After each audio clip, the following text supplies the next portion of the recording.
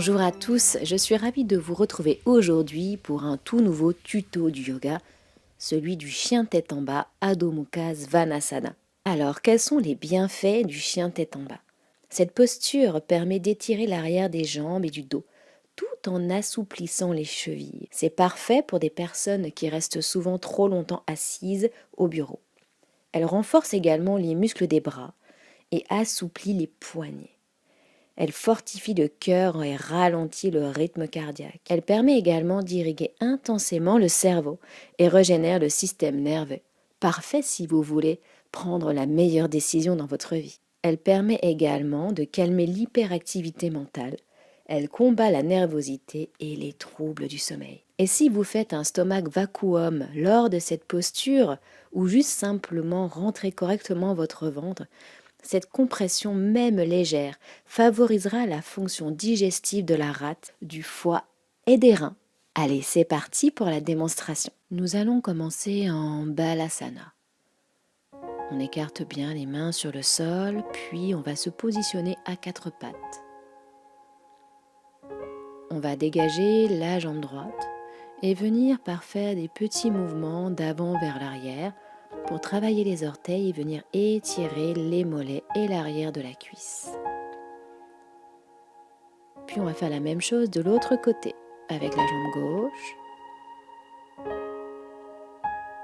On étire bien, on essaie de bien sentir ce qui doit se passer à l'arrière de la cuisse. Puis on revient en Balasana. On étire bien les mains devant soi, on écarte les doigts, on sent l'étirement au niveau de son dos. Puis on revient à quatre pattes sans bouger les mains. On retrousse les doigts de pied. Et là, en gardant les jambes fléchies, on va venir chercher à étirer le coccyx vers le ciel. Et on va essayer de rapprocher le ventre des cuisses. C'est très important dans cette posture débutante de venir chercher à allonger le coccyx vers le ciel. Le chien tête en bas permet un allongement du dos, puis de la chaîne postérieure des cuisses, mais tout cela peut se faire que si le dos est parfaitement plat. Puis je vais venir chercher à bouger dans mon chien, c'est-à-dire à venir étendre une jambe, puis l'autre, à essayer de chercher l'étirement sans bouger le bas de mon dos. Le regard, c'est-à-dire le dristi, est dirigé vers mes orteils. Puis je vais essayer de plier mes jambes, rapprocher, tendre, plier, tendre. Et je repose au sol. Si c'était trop difficile et que je n'ai pas réussi à allonger mon dos, je peux venir prendre des briques et essayer de faire la même chose. Donc je me remets en posture, pareil, mais avec des briques sous les mains. Et là, j'essaye vraiment de chercher d'abord l'alignement de mon dos. Et si j'ai mal au poignet, voilà, je relâche mes poignets, je peux faire cette même posture sur les coudes. On va venir plier les jambes et on cherche toujours en premier l'alignement de son dos. Voilà, je cherche, je tends mes jambes, je fléchis. Le but c'est de rapprocher au maximum ses cuisses de son ventre. Et si tout va bien, je me mets sur les bras et je repousse mes mains. Voilà, je vais venir repousser.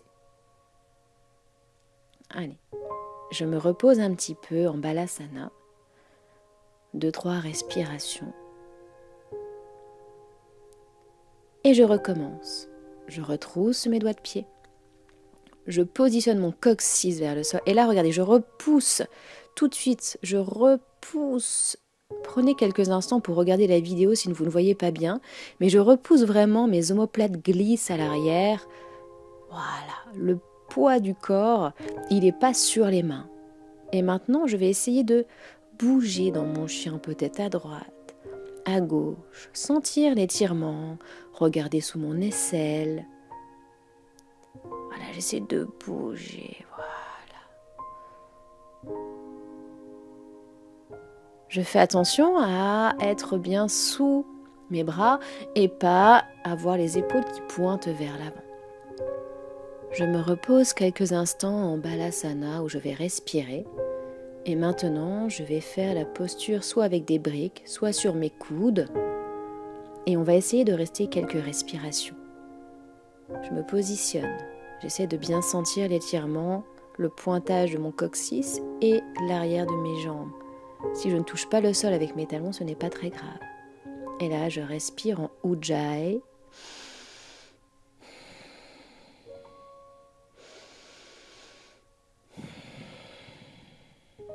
Puis je repose tranquillement.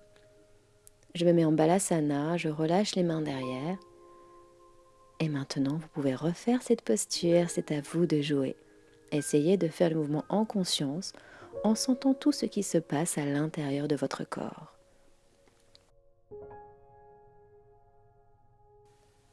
Maintenant, c'est à vous de jouer.